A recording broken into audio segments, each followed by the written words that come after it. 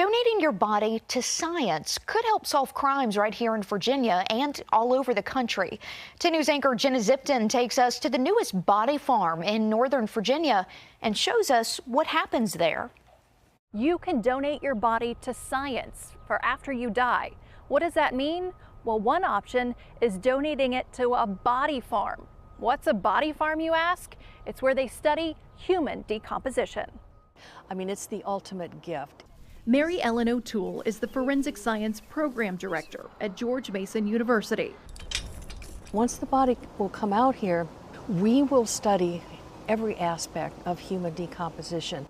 The former FBI profiler says this research will help find bodies, solve crimes, and help investigators in the Mid-Atlantic region who run into issues when they work homicide cases. We have our law enforcement partners that tell us, hey, when we go out to a scene, we're having problems with this, or we're having problems with this issue. So that really helps us to refine how we want to research out here at the body farm. We're not doing this esoteric kind of stuff just because it's interesting. We want it to be useful. There'll be a homicide and they'll move the body. So now we want to know, was there a body here or not? So we have to look at the chemistry. Professor Brian Eckenrode also worked for the FBI and now uses his chemistry background at GMU. They're studying how to better find a body that might be buried with other things like trash or chemicals to throw off investigators and dogs.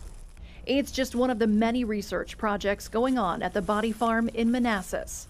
By working with these 7 other body farms across the country, forensic science could make major strides.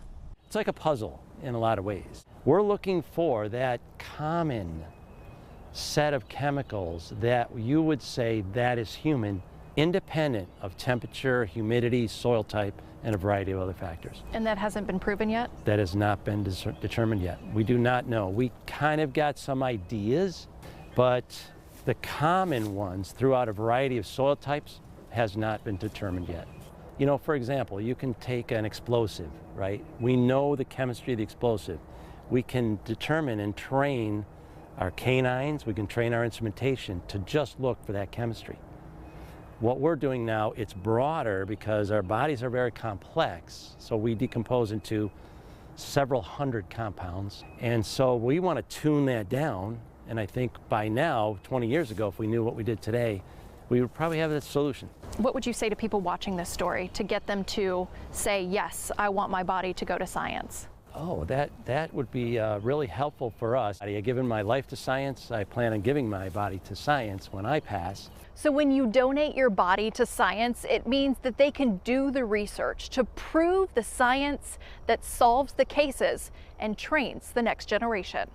To be able to do a much better job of identifying and locating human remains in order to make sure that the person responsible for the homicide is identified, apprehended, and prosecuted. What these people have done when they contribute their body to science will live forever.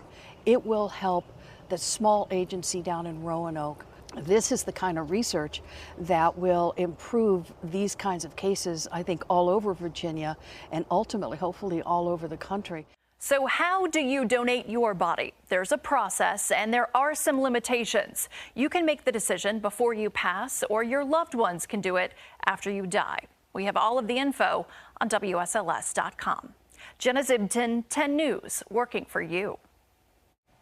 This is just the beginning of our in-depth look at what happens at the body farm. Join us tomorrow when Jenna will share how old technology is being used in a new way to find things buried underground.